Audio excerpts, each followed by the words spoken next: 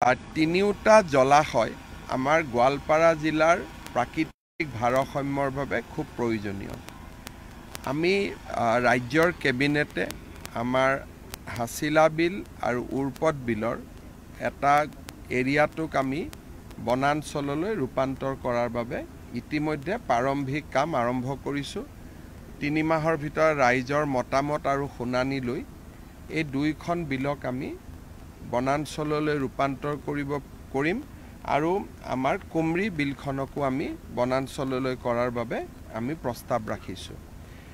ইয়াত বনাঞ্চলৰ লগে লগে পৰ্যটনো হ'ব আৰু তাৰ বাবে ইতিমধ্যে পৰ্যটন উন্নয়ন নিগমে ইয়াৰ এখন টুৰিজিম মাষ্টাৰ প্লেন নিৰ্মাণ কৰিব। তাৰ বাবে ইতিমধ্যে মই তেওঁলোকক দায়িত্ব দিছোঁ।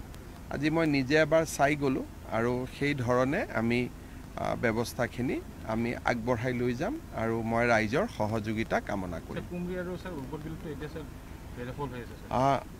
উৰ্পদ বিল আৰু কুমৰি বিলতো যি বেদখল আছে সেই বেদখলখিনিও আমি আঁতৰাম। খালি মই ভাবোঁ যে বনাঞ্চললৈ ৰূপান্তৰ হোৱাৰ লগে লগে তাত কিছু ম্যাদী পট্টাও দিয়া আছে। ম্যাদী পট্টাখিনিতো আমি অধিগ্ৰহণ কৰি আঁতৰাব লাগিব।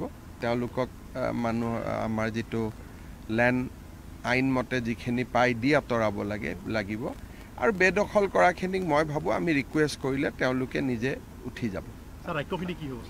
ৰাজ্যখিনিৰ ক্ষেত্ৰত আমি গোটেই বস্তুটো বহুদিনীয়া পুৰণা এটা ঘটনা, তাক আমি অলপ চোৱা চিতা কৰি আছোঁ। কাৰণ তাত নতুনকৈ মানুহ আহিছে আৰু বহু বছৰ পুৰণা বহি থকাও মানুহ আছে। গতিকে গোটেই কথাখিনিক লৈ আমি বিভিন্ন ব্যক্তিৰ লগত আলোচনা কৰি আছোঁ। মোক আৰু 30-45 দিন সময় লাগিব, তাৰপিছত ৰাইজৰ লগত আহি কথা পাতিম। ছাৰ, ইয়াত যিহেতু যথেষ্ট মানুহ আছিলে, পৰিয়াল আছিলে আৰু বহুত পুৰণি কিছু ফেমিলি আছিলে, পুৰণিটো ইয়াত থাকিবই নোৱাৰে কাৰণ এভিকশ্যনটোৱে নতুন, মানে কি ইয়াত বহাটোৱে নতুন।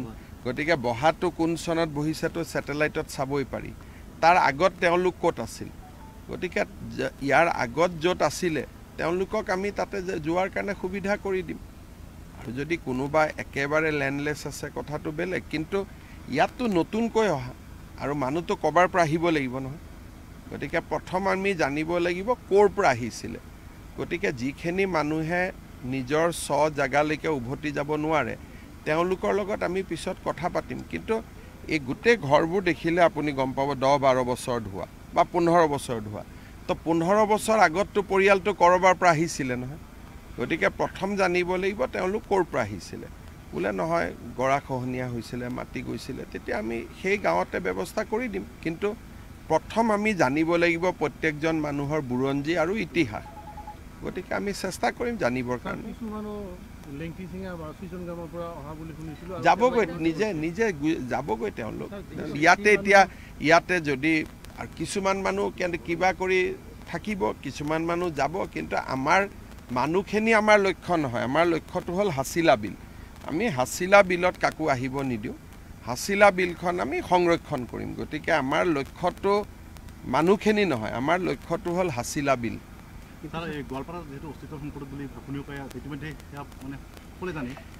চাওক, প্ৰথমবাৰৰ বাবে আমি চেষ্টা কৰিছোঁ যে গোৱালপাৰা জিলাৰ যি ক্ষতি হ'ল সেই ক্ষতিবোৰ কিছু হ'লেও পূৰণ কৰাৰ কাৰণে। এই যে আজি আপোনালোকে চিন্তা কৰকচোন, গুৱাহাটীৰ দীপৰ বিলখনত যদি এনেকৈ মানুহ বহি যায় কি ঘটনা হ'ব। গতিকে এইটো গোৱালপাৰা জিলাৰ ভালৰ কাৰণে, প্ৰাকৃতিক ভাৰসাম্যৰ কাৰণে এইবিলাক কৰা হৈছে।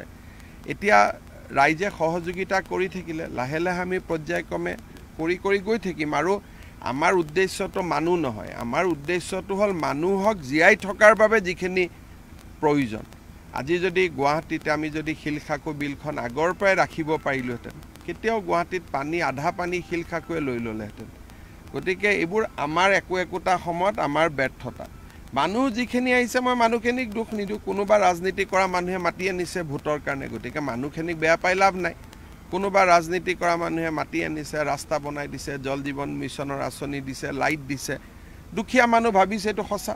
গতিকে মানুহখিনিৰ লগতো দুখ কৰি লাভ নাই। আমাৰ কাম হ'ল যে আমি এই বিল 3খন বচাব লাগে।